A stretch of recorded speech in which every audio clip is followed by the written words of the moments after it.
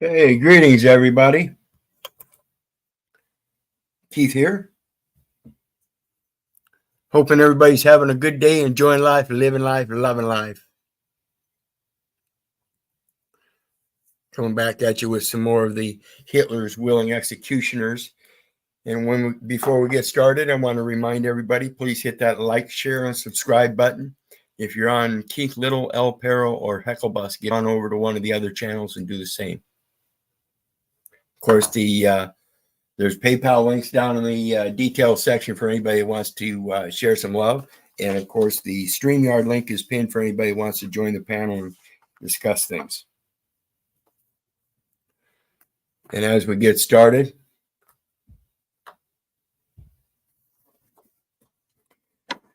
we're on section 8 here of part 3, and it says Police Battalion 101, assessing the men's motives. And as we spoke previously, we discussed primarily the fact that these people knew what they were doing. There was a certain process that was implemented, but that process kind of took advantage of everybody through placements or suggestions or subliminal ideologies, the mere posing that the Jews were the blight of the issues and problems of the German society, things like that. Here we're going to talk about, they're going to talk about assessing their motives.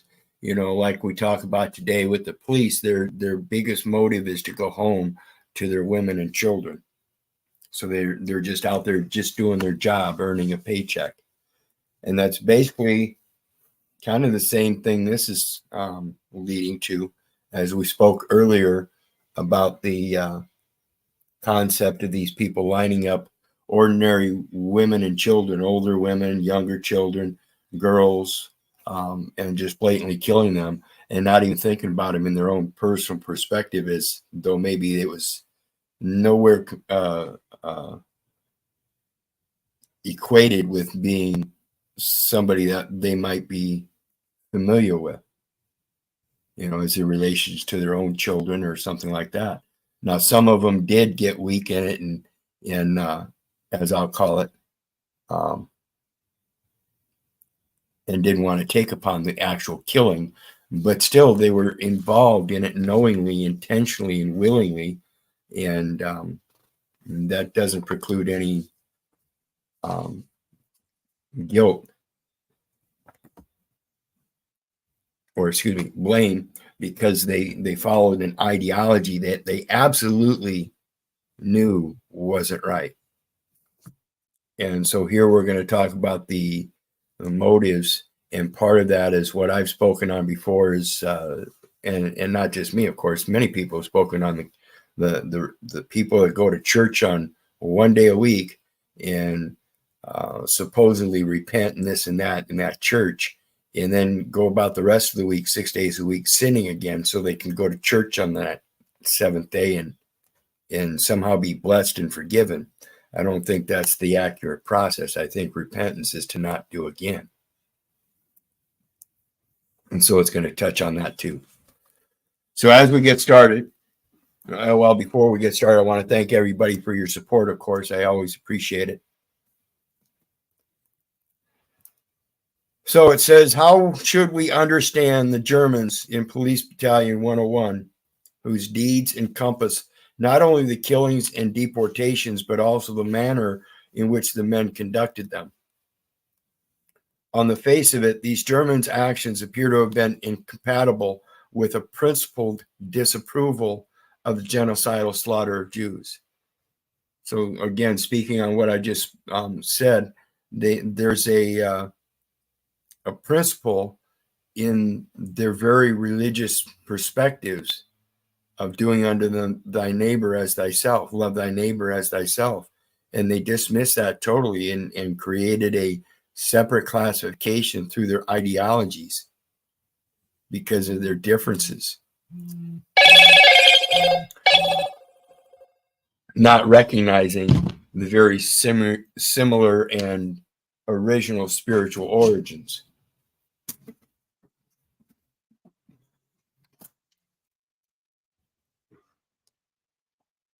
Actions sometimes do depress their own motivation, at least approximately.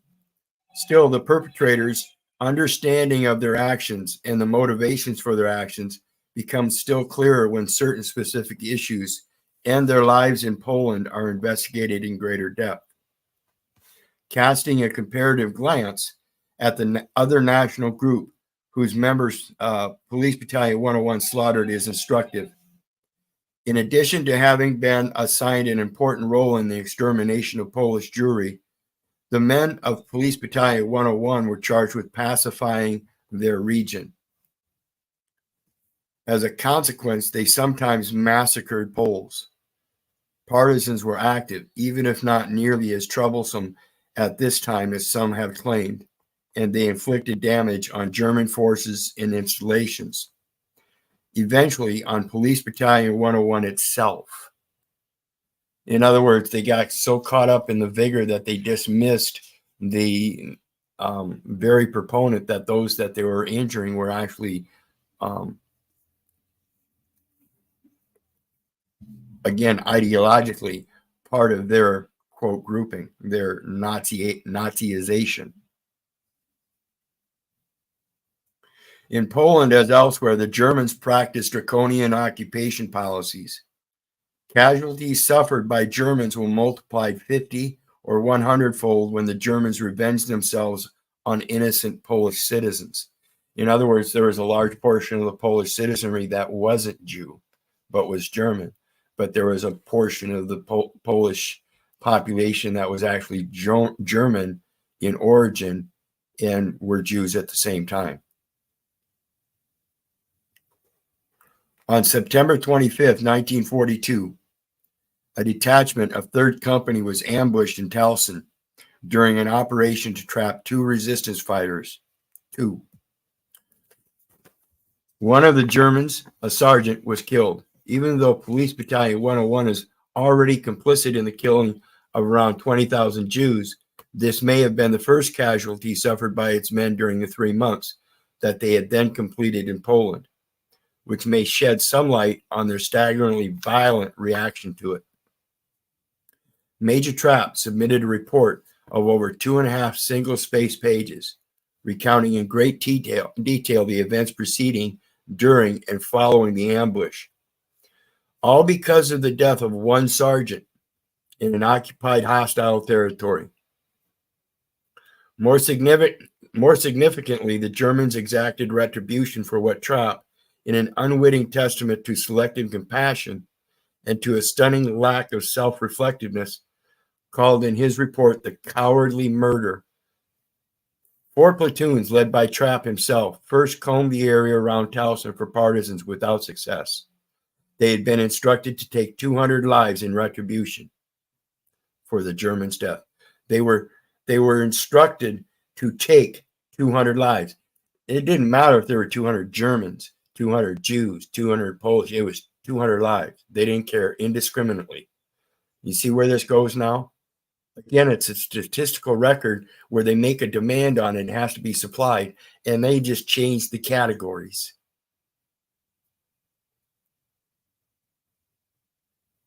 So they assembled the 300 Polish inhabitants of the village, choosing, however, only 78. There may have been some women and children among them, and shot them at the cemetery. What was Trapp's attitude towards the killing of Poles? One of his men was struck by it. I can still recall very vividly that our battalion commander was very shaken after this action. He even wept. He was what one would call a fine human being, and I deem it impossible that it was he who had ordered the shooting of the hostages. So I wonder oftentimes, people like this, when they cry like that, what makes them think that doing those kind of things without thinking of that kind of consequence first? Again, this is an entire society of Germans that pose to be Christians, and yet they used it against their very own image and likeness of peoples. It's sickening.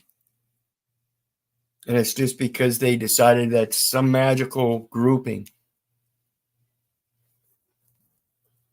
When compared to the obvious distaste and reluctance shown by Police Battalion 101 in its comparatively small-scale revenge killings of Poles, the men's zealous and dedicated slaughtering of Jews stands in sharp relief.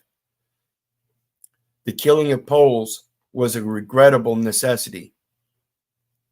They call it a regrettable necessity.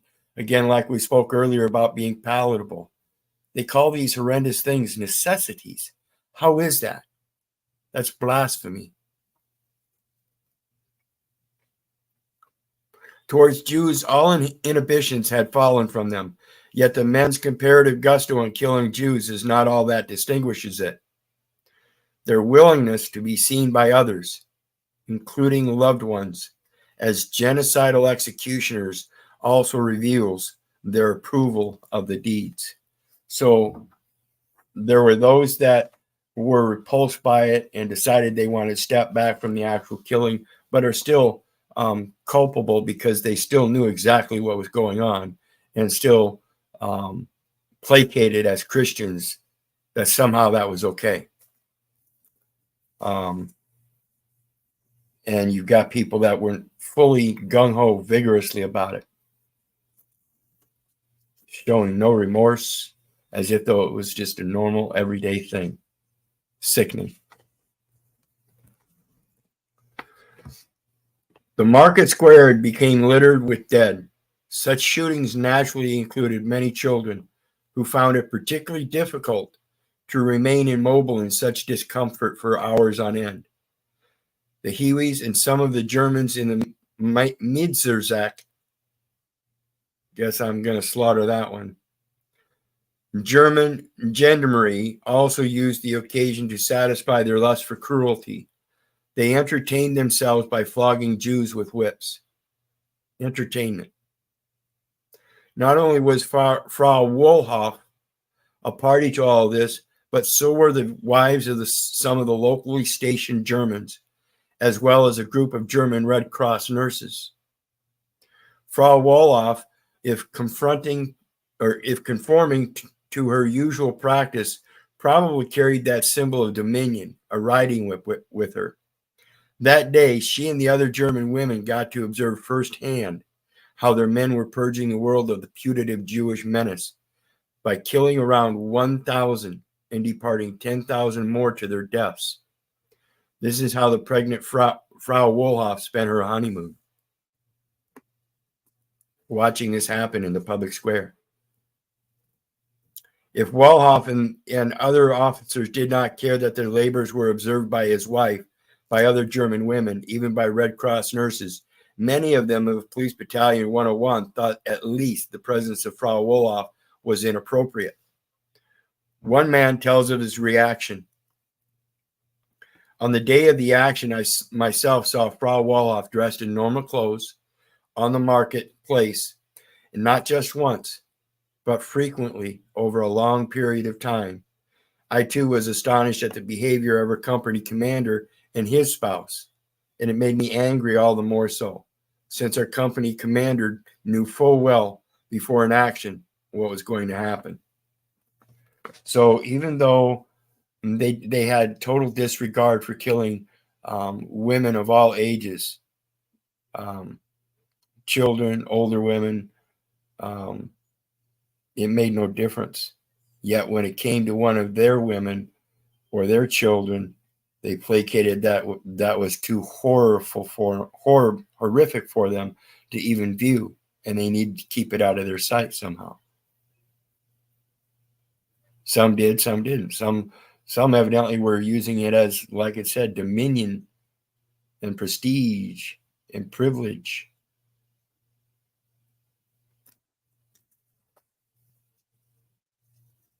I want to remind everybody, please hit that like, share, and subscribe button. If you're on Keith Little, Al Perro, or Hecklebus, get on over to one of the others and do the same. And of course, there's a PayPal links down in the details section for anybody that wants to share some love. We're going to continue on with the next part. What do the men of Police Battalion 101 say to their attitudes towards genocidal slaughter? The Lieutenant Buckman, who did refuse to kill, explains what led him to demur when his fellow officers did not. I was then a little older and moreover a reserve officer. It was not intent on being promoted or otherwise to advance, because I had at home my prosperous business. And like I said, the reserve officers were the ones that came from the local civilian group who had already established themselves as generally adults and not just young men just coming out of high school or something, but or just out of the schooling system.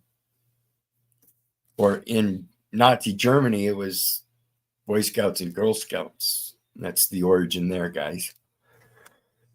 And so rather than be on the front lines and being stationed from here to here to here and move as the forces did up on the front parts of the lines, he optioned to stay local to his home and serve in that capacity somehow. And they allowed it. So it's just a matter of allowing the people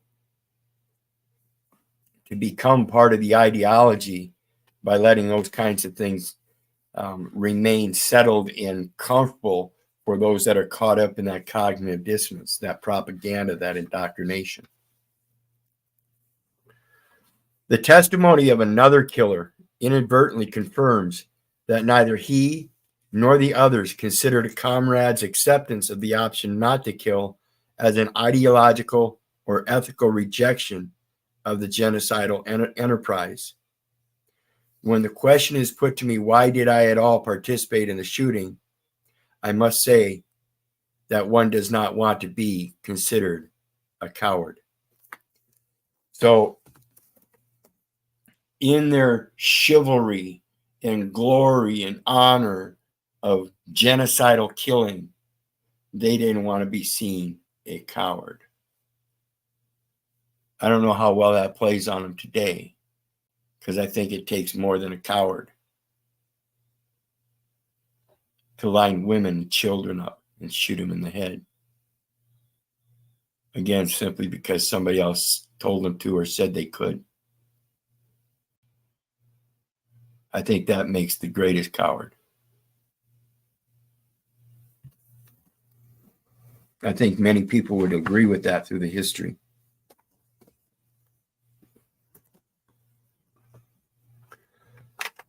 The opportunities given to men to avoid killing have already been touched upon.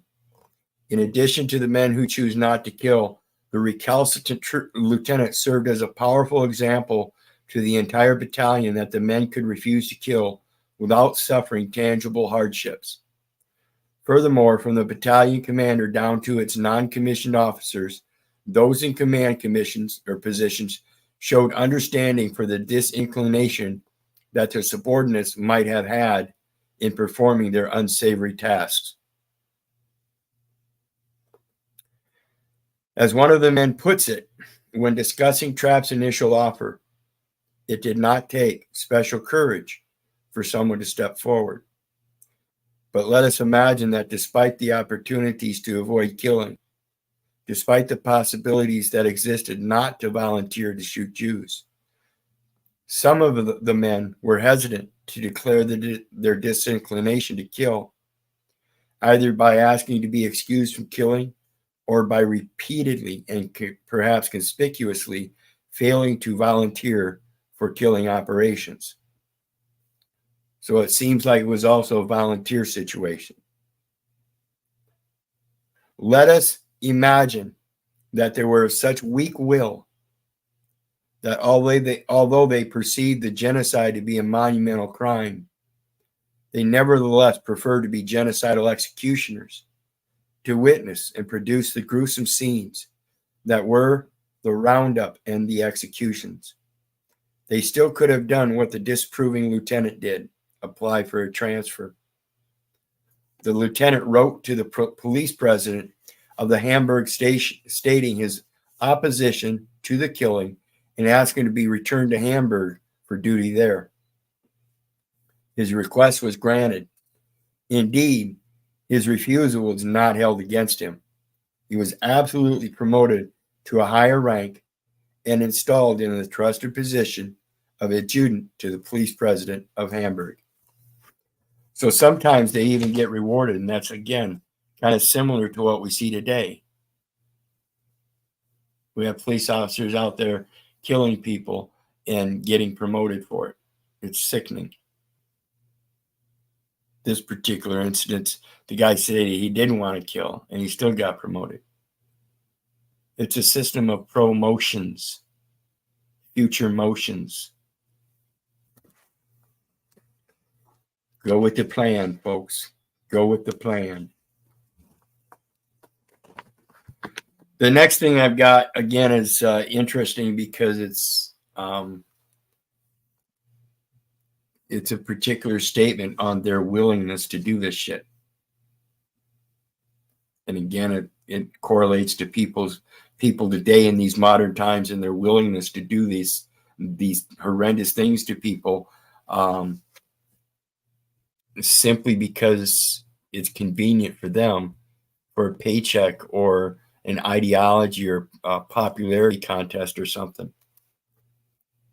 Greetings, Cage. How you doing tonight, brother? Good, man. You? Good. Working Good. in the garden. Yeah. Figured I'd come on. Well, I appreciate you joining me. I know you're interested in this psychology stuff to a degree. Oh, man, that's what I do. I just research all it. I look into things all the time. Yeah. So we're, I don't know if you're familiar with what I've been doing here, but it's Hitler's Willing Executioners. We're about halfway through the book now. The last part is going to go pretty quick, but I've been doing some in-depth reading on this book here and correlating it to what's going on today, as we still have Hitler's Willing Executioners. We just call them something different today. And it doesn't matter if you're transgender, calling somebody else Antifa or BLM or, all these ad hominems, and it's just ridiculous. It is, man. And yeah, I've looked into the Third Reich and their obsession with the occult. Have you looked into that? Oh yeah, absolutely. I'm a thick German Catholic in origin myself. That's interesting. Yeah, sometimes I do it live. I had Frater RC on the other day. He was talking about how he's learning German just for the linguistic value of it. And shit. He just learns different languages and stuff. Absolutely. To really understand the words, like the etymologies and stuff, it's good to have. Yeah, I've been working on Portuguese. Oh yeah. Maybe we go to Brazil or something. Well, no, we got that Fabio guy. If I can learn Portuguese, I can tell everybody what he's saying. There you go. So anyway, the next part says, like I said, this is according to their willingness. If it was their own women and children, they probably wouldn't do it. Of course, obviously not. They're an exception. And that goes to, again, what we do today. We make an exception for our family members. And oftentimes it's our family members we really shouldn't be giving an exception for. In addition to the willfully and unnecessarily brutal manner in which the Germans and their helpers conducted the various stages of a ghetto annihilation, namely the routine roundup and execution procedures, they also gratuitously brutalized and tortured the Jews. And this, again, was to put on a show for the rest of the people of the community, with the propaganda that they were a blight on the German prosperity and economic system. And so it just helped enforce that ideology as it allowed for the opening of new homes and stuff and the expansion of that German anti-Semitic population. Through the use of propaganda and brainwashing techniques, probably. Because have you ever seen that experiment, the Stanford prison experiment, and also the other one with the electrical buzz thing? I forget that. What was that one called again? Yeah, I can't remember what it was, but Philip Zimbardo did the Stanford Prison Project, And he basically was the main financer, and he was the professor emeritus during that project. And it was supposed to be a 2-week project. It ended up being cut short on the 6th day because of how bad it got. But now they have what's called the Heroic Imagination Project. And it's literally, when you look at it, it's literally the internet. It's the AI that allows us this great thing of this amazing artistic set of systems that we can look at and use all that information for whatever we need. But it's not going to get you anywhere unless you know how to use it appropriately. And it's just an amazing set of information that people get involved in, and sometimes they go down those rabbit holes and get caught in them. And you have to learn that this is just a set of systems that plays in with Isaiah 54:17. No tongue shall prosper against you. So it's just literally a tool to learn other tongues. Like I said earlier, I'm working on learning Portuguese so that when Fabio comes up and starts running this or that verbiage or whatever, I can figure it out and let the people know what he's saying. So it's just a matter of Who's Fabio? I'm not even sure who. He's some guy from, well, I can't say Portugal, but it seems like Portuguese is what he's speaking no matter where he's at. And he's evidently got some kind of disability or damage done to him, or something is off because he doesn't communicate in the normal sense. You can see him. Watch Paul's show sometime. He'll show up sometime. Oh, okay. But, and yeah. To add to that, what you're talking about with the internet being a system, it's like it's a social engineer's dream, right? So it's all dopamine feedback loops that even the best of us are trapped into sometimes. It's just highly addictive. You know, it hits the same receptors as dope does, like as actual drugs do. Yeah. Well, it's like we have our dreams at night, but this is like a daydream setup where we can literally go into a metaverse.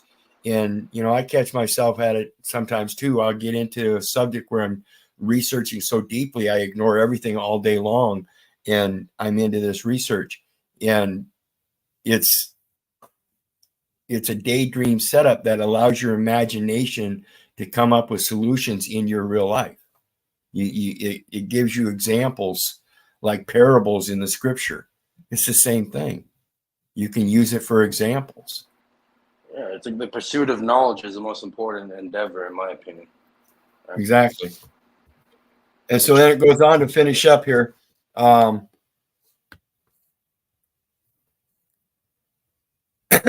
Sometimes the agents inflicting suffering on the Jews were the Germans, Eastern European Hiwis, such as during one of the Mead-Zirzek, again, I don't know if I slaughtered that, deportations, when the Hiwis, obviously influenced by the Germans' own brutality, lashed the Jews with whips. So even though they were just civilians, they started taking upon the punishment and degradation of Jews in the city themselves. It was no longer just participation by the military, SS, and the police battalions. So it was now a more common thing that was at the most grassroots level, right at their own doorstep. Mob mentality. Yeah. Hive mind. Any brutality that the Hiwis publicly perpetrated upon the Jews was permitted, if not promoted, by the Germans, who had absolute control over them. So it was literally the Nazi Party had control over the Hiwis, and in that, as part of the world domination tactic, they were subservient to the Germans, and the Germans allowed them, as a show that the Jews were the lowest of the low, allowed a subservient population to go ahead and degrade them too. One of the greatest degradations there is. And what's funny about that, Wizard? The fact is that it's moral relativism, right?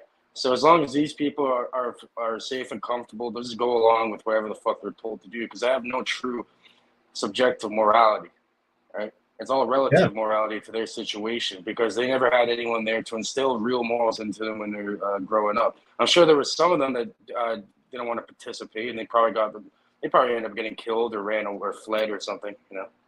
Well, yeah, we can only hope that sometimes because, again, correlating with modern times, it's happening today, and I'll give you a firsthand experience. During the beginnings of my trying to figure out my lung cancer thing, I was set up for an appointment at this one place here in Waterloo, and I got there, and I made it very clear I wasn't going to wear a mask, and they agreed to that and everything. Well, then when the doctor came out to take me back, then all of a sudden they changed the thing and wanted me to wear a mask. I said, no, I'm not going to do that. She says, well, you have to wear a mask or we can't serve you. I said, now you're going to violate public accommodation when I already made it clear I'm not going to wear a mask. She says, sir, if you don't wear a mask, we're not going to serve you. I said, are you a Christian? She says, yes.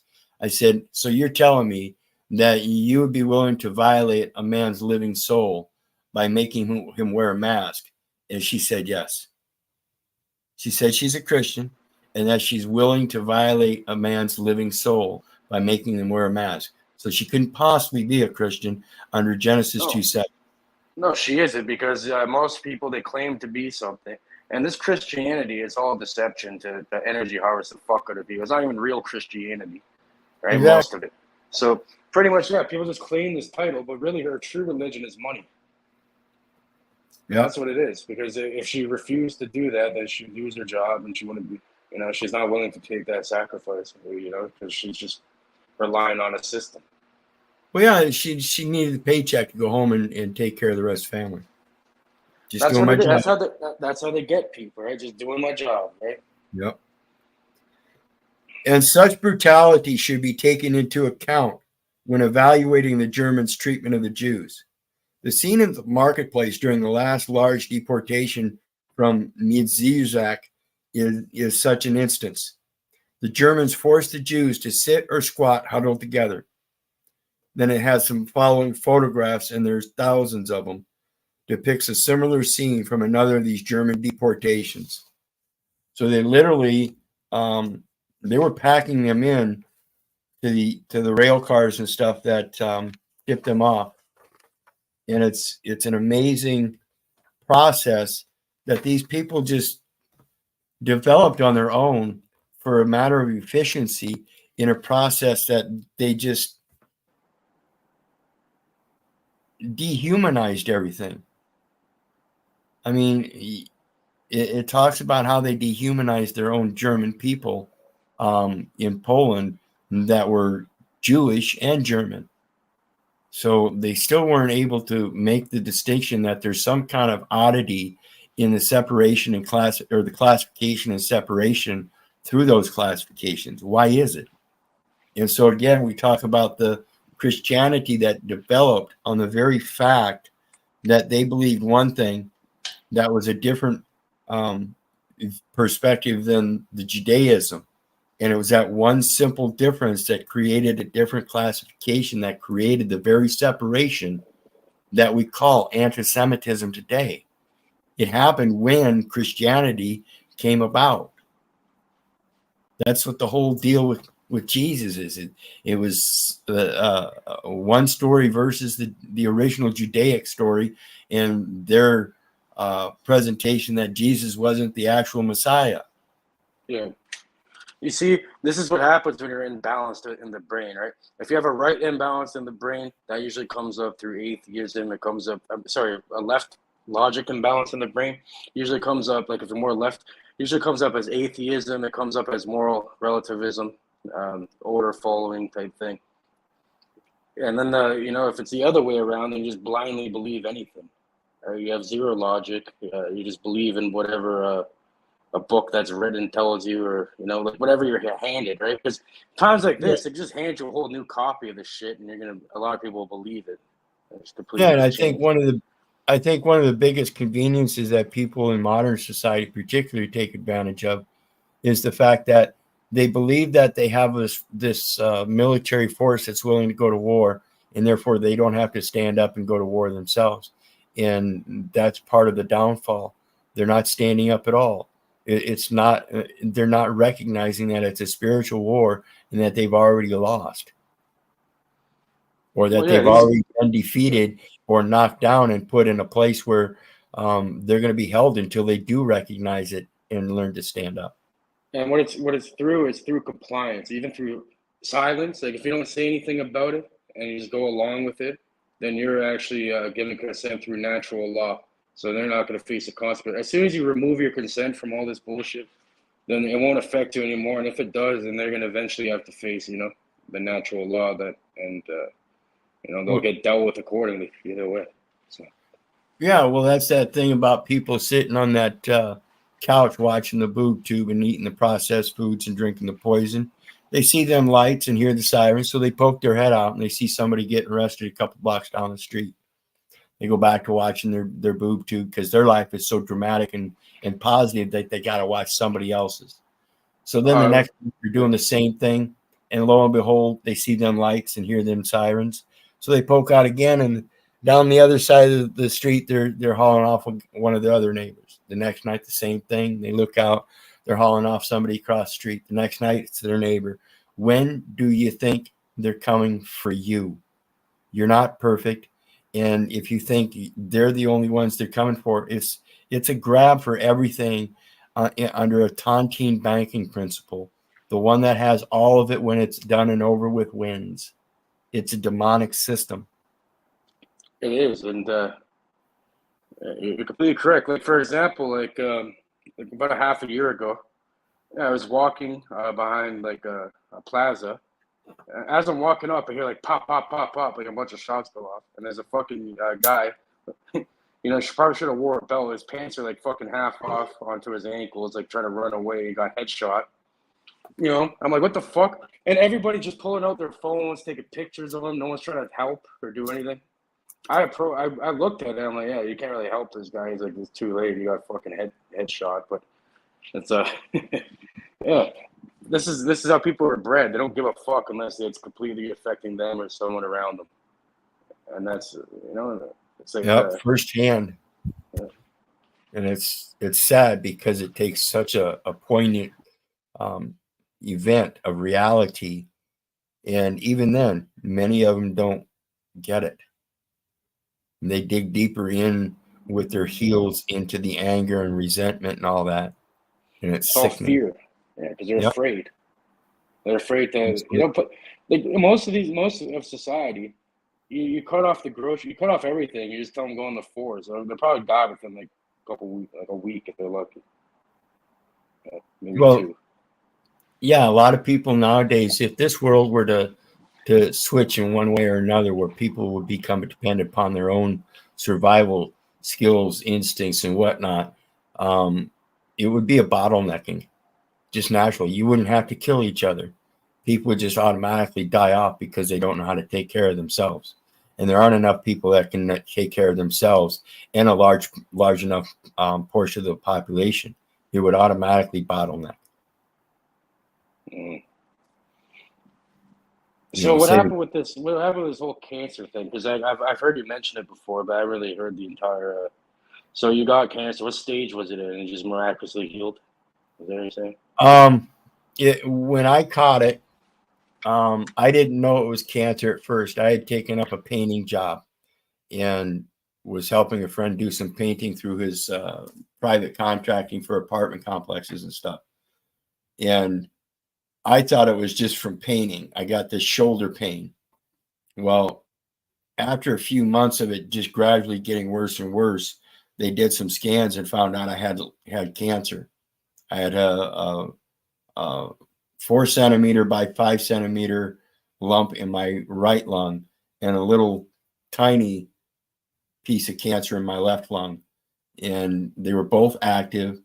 And the one in my right lung was right by the nerve on the back of the lung.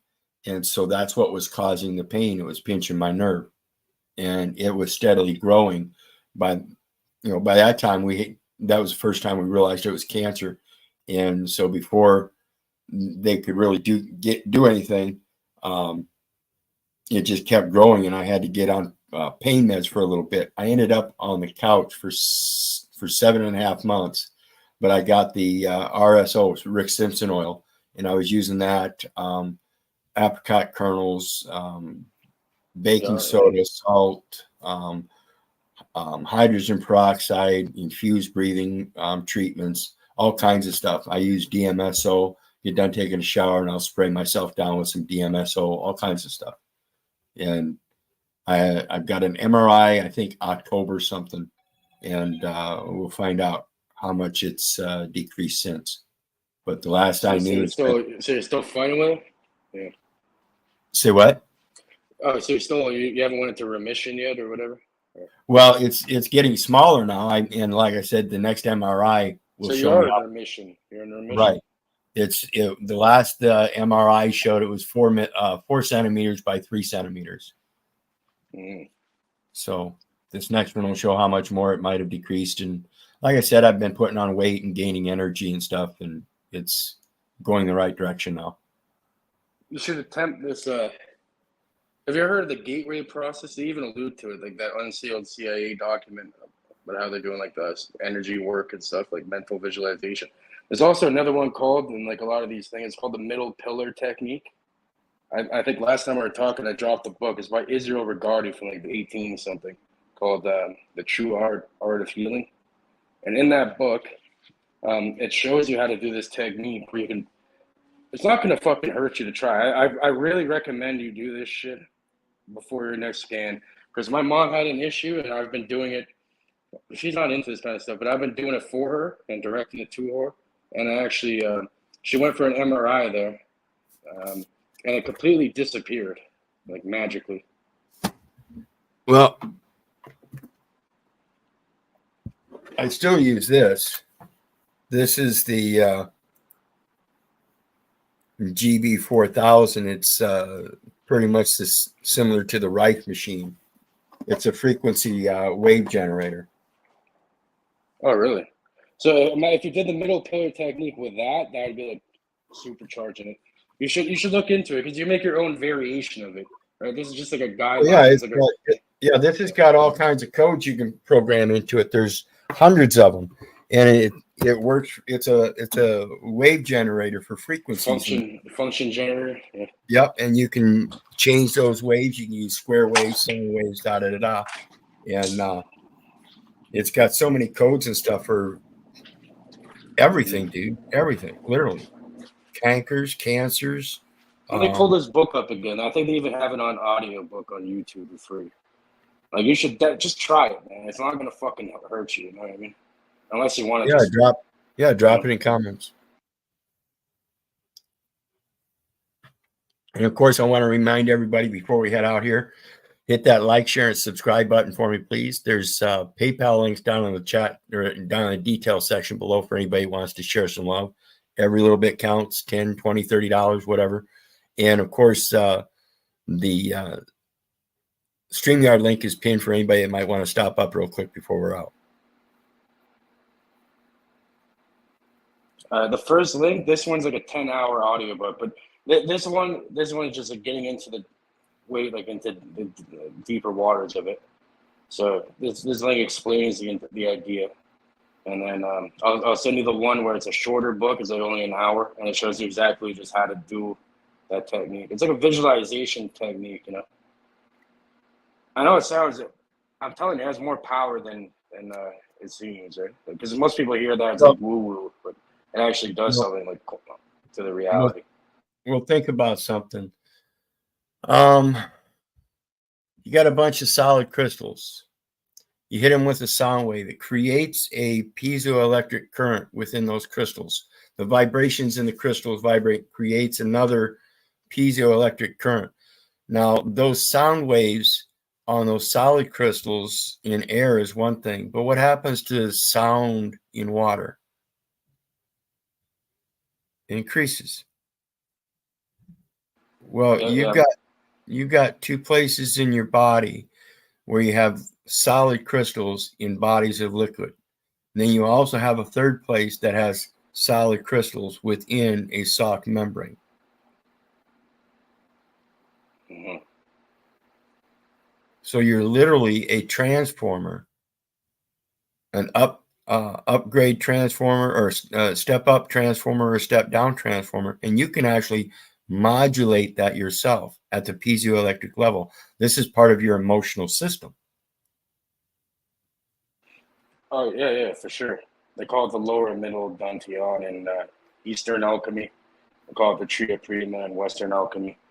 Um, in new science, like in neuroscience, they've discovered that you have actually billions of these little tiny crystals in your actual brain called magnetite, and they create chains called magnetosomes, which vibrate and create different levels of consciousness due to electromagnetic fields, either due to the Schumann resonance of the Earth or non-native EMFs that are being generated through telecommunication systems, stuff like that.